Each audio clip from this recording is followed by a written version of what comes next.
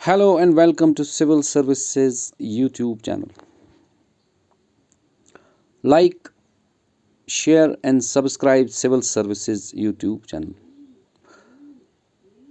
Civil Services YouTube channel को आप ज़्यादा से ज़्यादा सब्सक्राइब कर लें, वीडियोस को लाइक करें और शेयर करें अपने दोस्तों के साथ ताकि वो भी इसके बारे में जान सकें। आज का जो टॉपिक है हमारा वो है एग्रीकल्चर और रेवोल्यूशंस इन एग्रीकल्चर में क्या क्या रेवोल्यूशंस हुए हैं उनके बारे में हम पढ़ेंगे।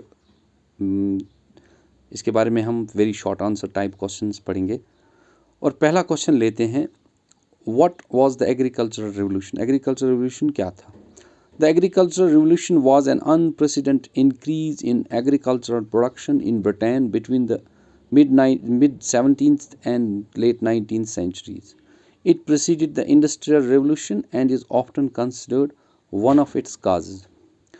जो ये एग्रीकल्चर में रेवोल्यूशन आया था ये ब्रिटेन में पहली बार आया था 17th और 19th सेंचुरी में, और ये इसके बाद आया था इंडस्ट्रियल रेवोल्यूशन। इंडस्ट्रीज़ का डेवलपमेंट हुआ था उसके बाद, पहले एग्रीकल्चर ही आया था। नेक्स्ट क्वेश्चन है, what practices were linked to the agricultural revolution? The agricultural revolution was linked to new practices such as crop rotation, selective breeding, and more productive use of arable land.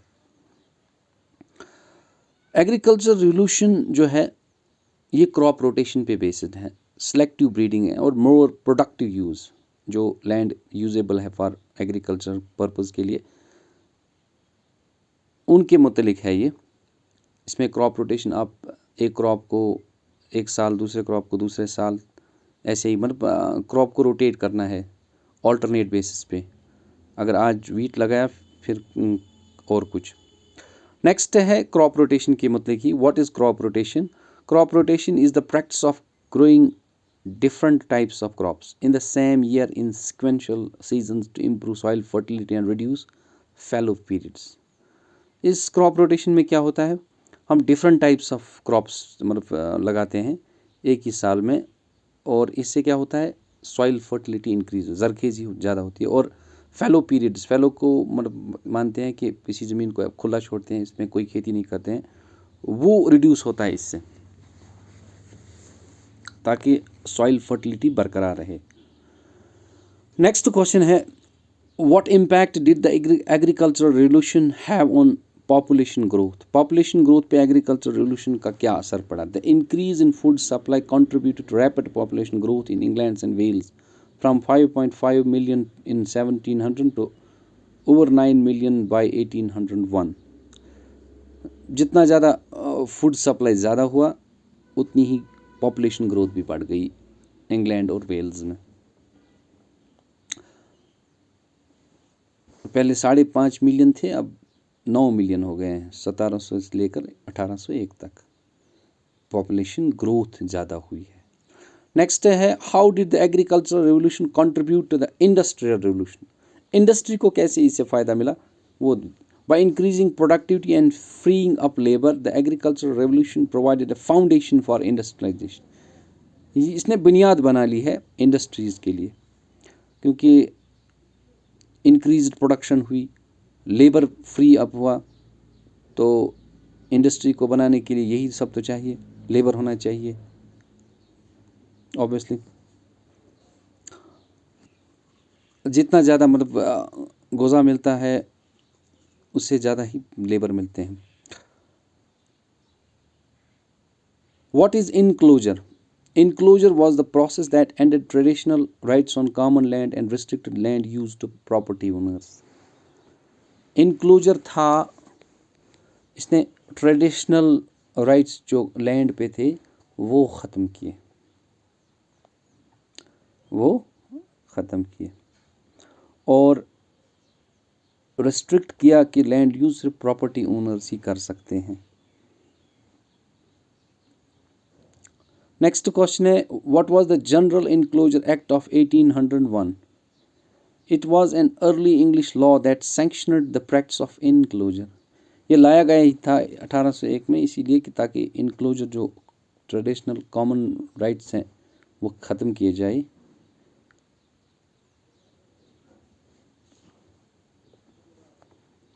English लोगों ने, मतलब England के लोगों ने लाया था।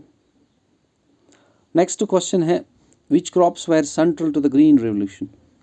Green revolution में कौन कौन से मैन क्रॉप्स हैं जिन पे ज़्यादा फोकस किया गया है? wheat, rice and maize, corn were the primary focus of the green revolution, leading to substantial yield increase in many countries. बहुत से मुल्कों में मतलब तीन चीज़ों पे, तीन ग्रेन्स पे ज़्यादा फोकस किया गया है, वीट, राइस और मेज़ पे, क्योंकि ये बहुत से लोगों का स्टेबल फूड है, सभी लोग ज़्यादा ही खाते हैं। नेक्स्ट है, who is credited with pioneering the green revolution? Green revolution का योगदान किसका रहा है? ये था doctor Norman Borlaug, an American agronomist, is often credited with spearheading the green revolution through his work on developing disease resistant wheat varieties. गंदम की कुछ वैरायटीज़ इसने बनाई थी जिन पे मतलब बीमारियां नहीं लगती थी, उसकी वजह से उसने फूड प्रोडक्शन ज़्यादा किया है, वीट प्रोडक्शन ज़्यादा हुआ है, और इसीलिए इसको हेल किया जाता है कि ग्रीन रेवोल्यूशन का योगदान इसी का है, ऑब्वियसली है। नेक्स्ट है, what challenge did the green revolution face? इसके चैलेंज मतलब क्या क्या हैं? While it increased food production, the Green Revolution also led to environmental concerns, reliance on chemical inputs, and social inequalities in access to technology and resource. Green Revolution तो आया, इससे फ़ायदा मिला, लेकिन इसने नुकसान भी पहुंचाए। कहते हैं ना, everyone has a dark side, बिल्कुल डार्क साइड इसका भी है।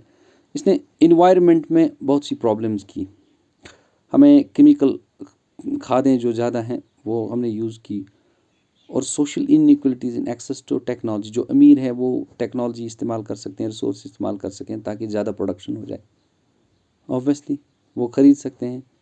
High yield variety of wheats जो भी हैं, इसमें भी इनइक्वलिटीज़ लाए हैं इसने। नेक्स्ट क्वेश्चन है,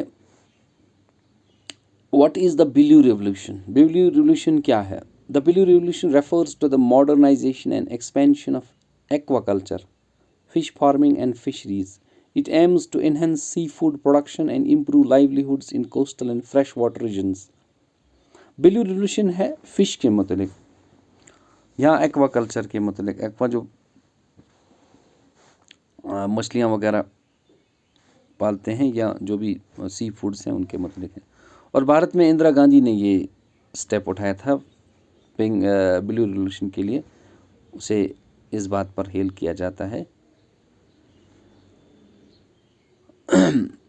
Next है, what is the white revolution? The white revolution, also known as Operation Flood, transformed India's dairy industry. It focused on increasing milk production, improving dairy infrastructure and empowering dairy farmers. जो white revolution है ये operation flood के नाम से भी माना जाता है, और इसे डायरी का प्रोडक्शन जो है मतलब गोज़ा, उस हिसाब से भी जाना जाता है।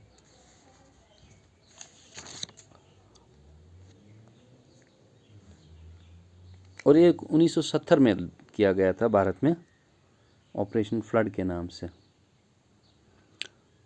Who initiated the white revolution in India?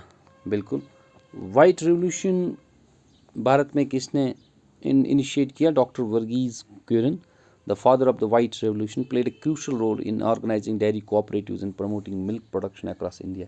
Bharat में ये किया गया था 1970 में इसको किया गया था, हालांकि पहले इसको 1964-65 में ही किया गया था इंटेंसिव कैटल डेवलपमेंट प्रोग्राम के तहत, लेकिन बाद में ऑपरेशन फ्लड के नाम से 1970 में किया गया था। नेक्स्ट है, what impact did the white revolution have on India's dairy sector? बिल्कुल, इसका बहुत सारा असर है। White revolution made India the world's largest milk producer, benefiting millions of small scale dairy farmers and ensuring a steady supply of milk and dairy products.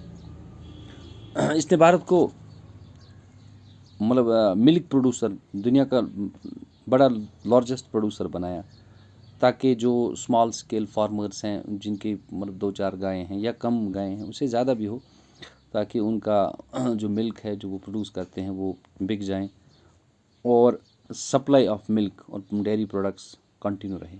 Next, what is yellow revolution? The yellow revolution pertains to the modernization and expansion of oilseed production, particularly focusing crops like mustard, sunflower, and soybeans.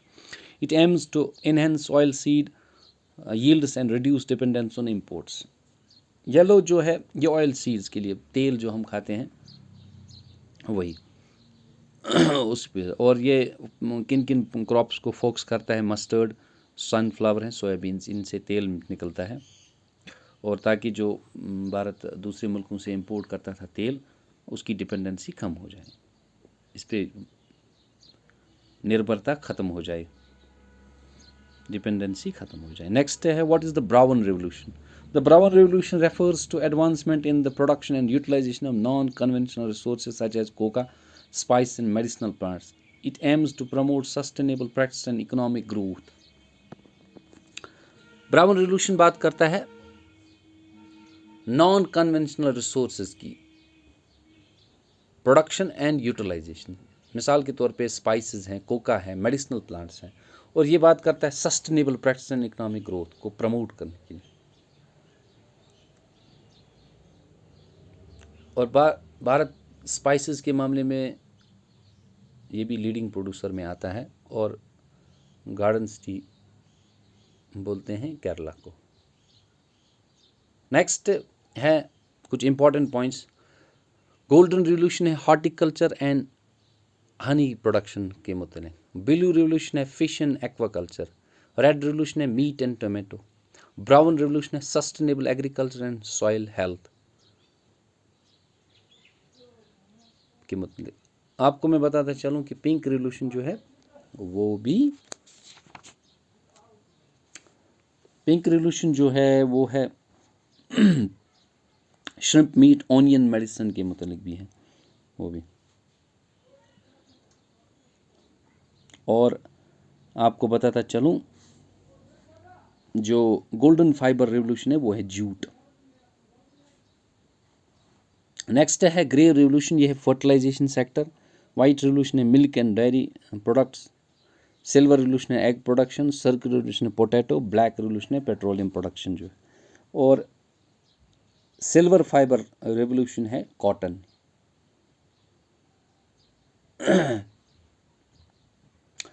ये था आज का topic. I hope आपको ये पसंद आया होगा, और वीडियो अगर पसंद आए तो वीडियो को लाइक और शेयर कर लेना, चैनल को सब्सक्राइब कर लेना। Thank you, have a nice day dear, good bye.